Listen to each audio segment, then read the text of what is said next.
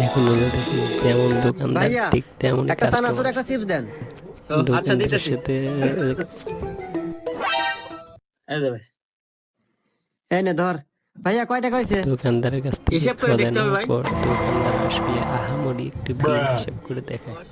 Customer তো পুরোই বোকা বের যায়, কেন সে এত টাকা সদা নিলে এত টাকা তো আচ্ছা হওয়ার দিতেছি কথা ভাই। না। যাই হোক, সে এটাকে ডিসমিস এই নেন। করার জন্য সেও একটা ফোন দিয়ে সেটি কি আপনারা দেখলেন? এ ভাই এনে না 10 টাকা দিলেন মাত্র।